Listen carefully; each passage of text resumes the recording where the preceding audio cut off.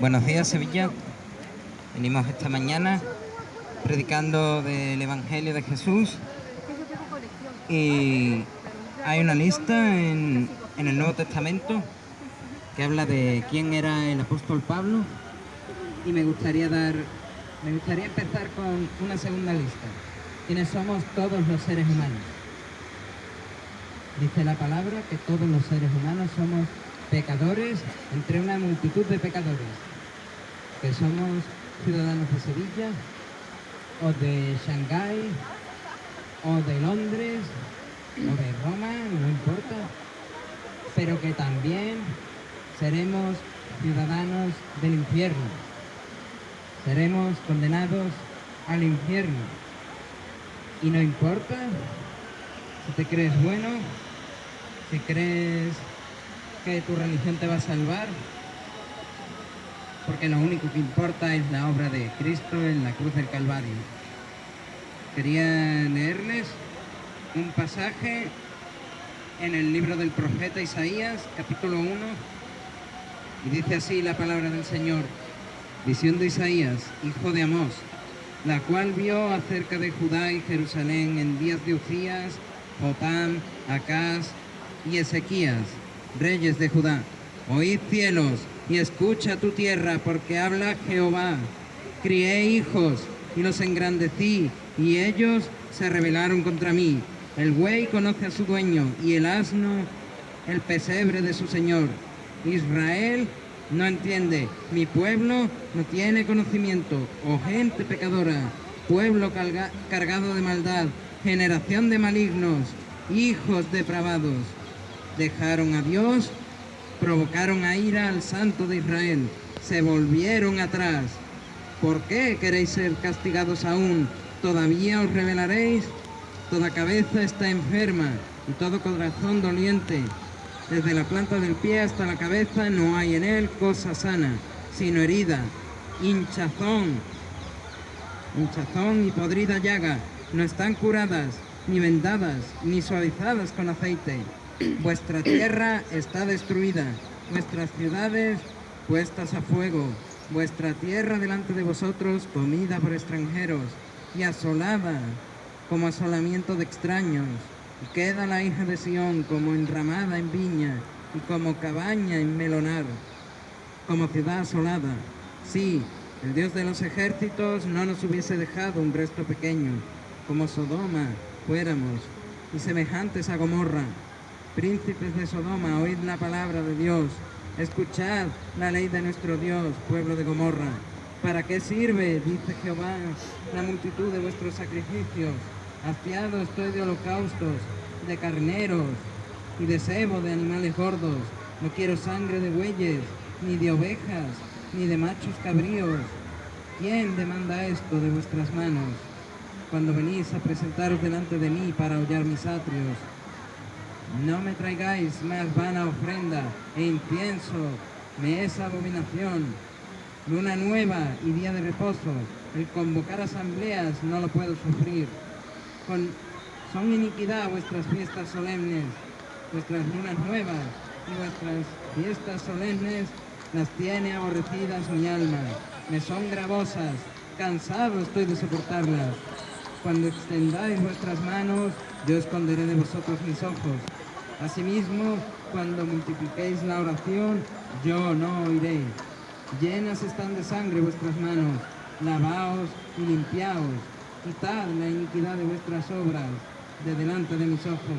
Dejad de hacer lo malo, aprended a hacer el bien, buscad el juicio, restituid al agraviado, haced justicia al huérfano y amparad a la viuda.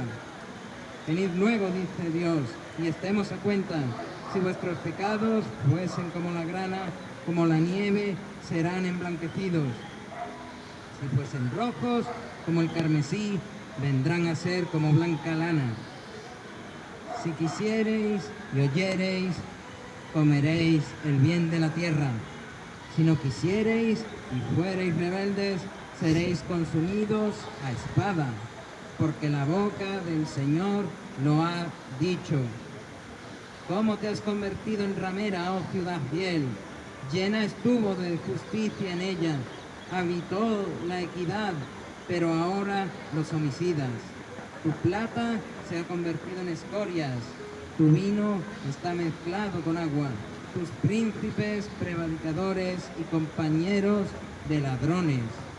Todos aman el soborno y van tras las recompensas, no hacen justicia al huérfano, ni llega a ellos la causa de la viuda. Por tanto, dice el Señor, Dios de los ejércitos, el fuerte de Israel: Ea, tomaré satisfacción de mis enemigos, me vengaré de mis adversarios, y volveré mi mano contra ti, y limpiaré hasta lo más puro tus escorias, y quitaré toda tu impureza. Restauraré tus jueces como al principio, y tus consejeros como eran antes. Entonces se llamarán ciudad de justicia, ciudad fiel. Sión será rescatada con juicio, y los convertidos de ella con justicia.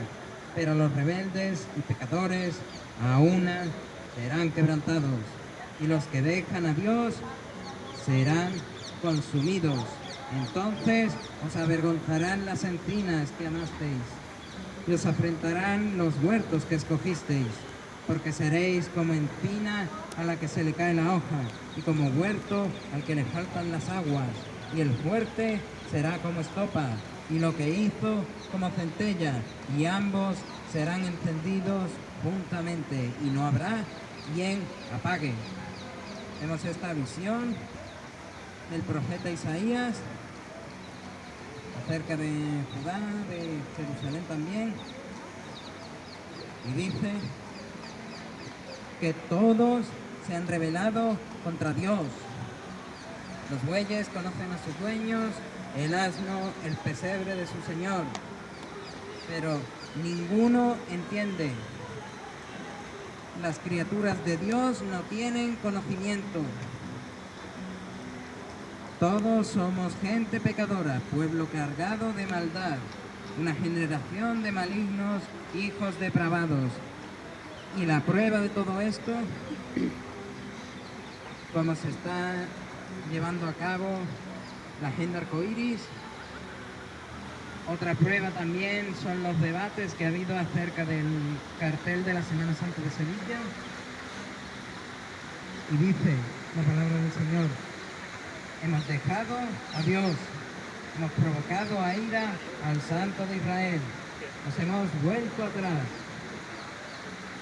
¿Por qué la gente quiere ser aún más castigada? ¿Por qué todavía la gente se rebela contra Dios? Todas las cabezas están enfermas, todos los corazones están adoloridos. Desde la planta del pie hasta la cabeza no hay en nosotros cosa sana. Dice el Salmo 14 que todos somos pecadores, no hay ni uno bueno, no hay quien haga lo bueno, todos se han apartado a una. Y Dios va a castigar el pecado. Dios es un Dios justo y santo que no puede tolerar el pecado delante de su santa presencia. ¿Y cómo lo va a castigar? Decía el texto que hemos leído que van a ser castigados a espada, y cuando venga Jesús, dice el Apocalipsis, que vendrá de estos cielos, descenderá de los cielos en un caballo blanco con una espada. Es así como Dios va a traer el juicio del mundo. Va a traer, dice Apocalipsis, 7 copas de ira. Estos cielos se van a enrollar con fuego, como quien enciende una hoja de papel. Y van a venir iras contra la humanidad, terremotos, enfermedades, guerras, como se sufren ahora también hambrunas. Pero todo esto son dolores de parto. Todo esto es una previa de lo que se viene, de la gran tribulación, que van a traer de parte de Dios todas las maldades del hombre para ser juzgadas, para ser probadas a fuego, a un fuego interminable en el infierno. Pero toda esta mala noticia La mala noticia que viene después de la muerte, dice Hebreos 9:27, está establecido para los hombres que mueran una sola vez y después de esto el juicio de Dios contra el pecado. Después de la muerte no hay reencarnación. ¿Y de qué se nos juzga? Dice Apocalipsis capítulo 21 verso 8, pero los cobardes, fornicarios, incrédulos, hechiceros, abominables, idólatras, homicidas y mentirosos tendrán su parte en el lago que arde con fuego y azufre, que es la segunda muerte. Este lago que arde con fuego y azufre es el infierno, un lugar de castigo eterno, de tormento eterno. Dice Jesús que es un lugar de fuego interminable. Y ese es el destino para todos los que somos pecadores. Pero hay una manera, un único camino, una única verdad, una sola vida, dice Jesús, para escapar de ese lago de fuego. Y es Él mismo. El Señor Jesús vino a esta tierra, Dios se encarnó en el vientre de María la Virgen, vivió una vida perfecta, 33 años y medio, cumplió las 613 leyes dadas por Dios a Moisés en el libro de Levítico. Él cumplió los 10 mandamientos de Éxodo capítulo 20 y también están en Deuteronomio. Cumplió todas esas leyes, pero no quiso seguir la religión de los fariseos, la religión de los escribas, de los saduceos, de los intérpretes de la ley. Si las leyes de Dios fuesen como un círculo, las leyes de los fariseos, de los escribas, de los intérpretes de la ley, es un círculo que está más grande. Ellos ponen una cerca, más mandamientos para que la gente los cumpla. Hoy en día es igual.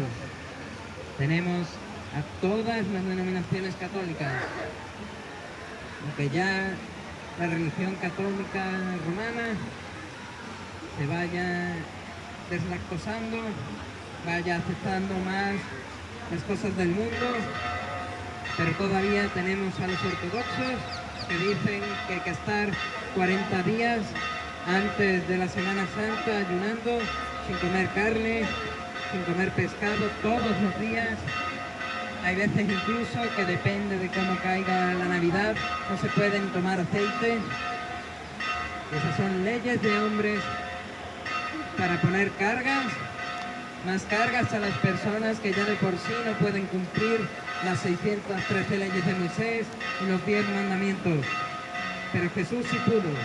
Jesús fue aquel sacrificio, aquel cordero perfecto, ya que ninguno de los sacrificios de los hombres eran aceptos delante de Dios. Él sí pudo ser, como dice su primo Juan el Bautista en el río Jordán, él sí pudo ser ese cordero de Dios que quita el pecado del mundo. Él sí pudo ser ese sacrificio por nuestros pecados en la cruz del Calvario una sola vez y para siempre.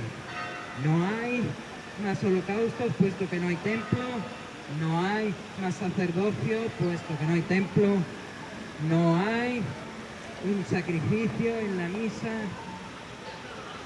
una venida del Espíritu Santo Paráclito para convertir el pan y el vino en cuerpo y sangre, porque si el pan y el vino, como dicen las religiones, fuese cuerpo y sangre de Jesús, no podría ser un cordero para ser sacrificado.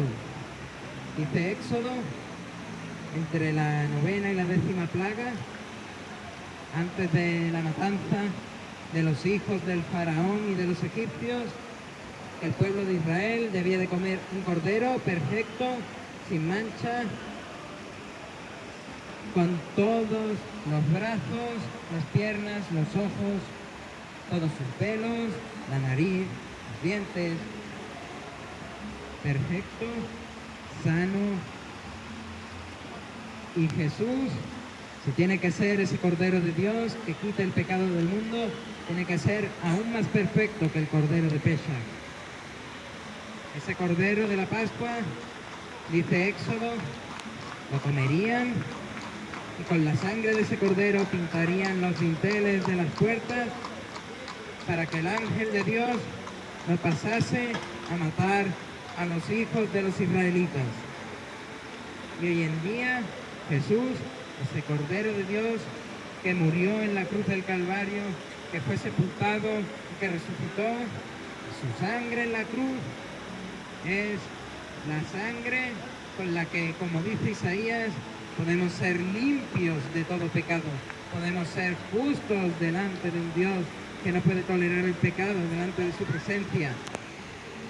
Podemos ser vivificados y no recibir la muerte, la eterna condenación en las llamas interminables del infierno, que en su etimología original, infierno en el Nuevo Testamento, se usa Hades en algunas partes, pero también se usa Gehenna, el valle de Geinón. Este valle era el vertedero de Jerusalén, donde se quemaban la basura de Jerusalén y donde los gusanos, como dice Jesús, no son quemados, sino que siguen viviendo. Y el infierno es como este vertedero de Jerusalén en los años 70, como muy tarde, donde habrá un fuego que no quemará nuestras almas ni nuestros cuerpos físicos y estaremos conscientes de la llama del infierno. Dice la parábola del rico y Lázaro en Lucas que el rico clamaba a Abraham para que Lázaro calmase su sed, porque estaba atormentado en las llamas del infierno. ¿Y cómo escapamos de ese infierno tan horrible, de ese lago que arde con fuego y azufre? ¿Cómo es que escapamos? Hoy es día de salvación. Cristo ha muerto por ti y está esperando a que te arrepientas, a que abras tu corazón a Dios, a Jesús, aquel que murió en la cruz del Calvario, fue sepultado y resucitó al tercer día. Está esperando que clames, como dice Jeremías 33:3, que clames a Dios y Él te va a responder.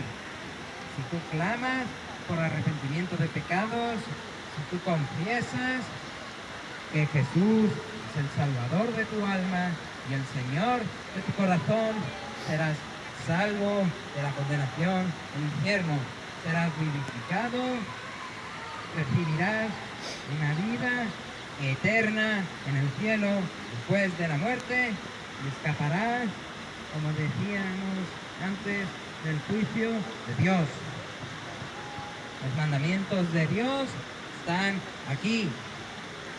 Nuestras buenas obras, nuestras supuestas buenas obras, nuestra obediencia a la ley, comparado con los mandamientos de Dios, está en el suelo. Jesús, cuando vino a esta tierra, se humilló, murió de la manera más humillante para un israelita.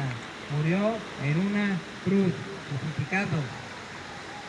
Son esas heridas de la lanza y de los clavos las que Él sufrió para salvarnos del pecado y de la muerte que nos espera a todos. Pero no porque el infierno esté preparado para nosotros. No, señores, la palabra de Dios nos dice que el infierno estaba preparado para el diablo y para sus ángeles que se rebelaron contra Dios. Y como ya hemos dicho, y vemos un montón de árboles aquí, en el jardín del Edén, rodeado de árboles frutales y de distintas plantas comestibles, Dios da una orden a Adán y Eva: no coman el fruto del árbol del conocimiento del bien y del mal, porque el día que coman de él, morirán. Y Adán y Eva fueron tentados por el diablo, por la serpiente, y comieron del fruto del árbol. porque ellos querían, como dijo la serpiente, ser como Dios, y tener el conocimiento de Dios. Querían saber, quizás, por qué no debían comer del árbol, por qué solo había frutas y no había animales para comer, por qué los leones no se los comían o los osos no se los comían. Quizá era eso lo que ellos querían saber. O quizá querían saber por qué Dios nos había creado. Pero ellos no necesitaban eso. Solo necesitaban una cosa para vivir eternamente, sin hambre, sin sed, sin guerras, sin enfermedades, sin catástrofes naturales. Ellos solo necesitaron una cosa en el jardín del Edén: obedecer a Dios. Y es desde su desobediencia que incluso podemos decir que es justo por parte de Dios que si un niño muere, se vaya directamente al infierno. Es justo que Él mande a todos los pecadores al infierno. Pero también es justo, como hizo con Elías, que los salve, que los alimente, a pesar de poder destruir una nación entera con una sequía y una hambruna. Y esta justicia, como ha leído mi compañero antes, esta salvación viene solamente por la obra de Jesucristo. Dice Pablo a los Efesios, capítulo 2, versos 8 y 9, que somos salvos por gracia, por ese don inmerecido, mediante la fe. Y esto es un don de Dios, no por obras, para que nadie se gloríe. Si basamos nuestra salvación en nuestras supuestas buenas obras, la consecuencia es el orgullo. Estar orgullosos de que tan buenos somos. Pero Dios desecha nuestras obras, no las necesita para nada. Para Él, como dice Isaías, todas nuestras supuestas buenas obras son como trapos de inmundicia. La única obra que es acepta para Dios es el sacrificio en la cruz del Calvario del Cordero de Dios, de Jesucristo. La única obra acepta para Dios también es su sepultura en la tumba y su resurrección al tercer día, para que todos aquellos que quieran creer en esta obra, que quieran creer en Jesús como su Señor y Salvador, que quieran arrepentirse de sus pecados, tengan la vida eterna, tengan un lugar, una morada en el cielo. ¿Y por qué sabemos esto? Dice Pablo a los Romanos, capítulo 3, verso 4, sea Dios veraz y todo hombre mentiroso. ¿Cómo sabemos cuál es la voluntad de Dios? ¿Cómo sabemos qué es lo que Dios dice? Está en su santa palabra, en las Escrituras, en la Biblia.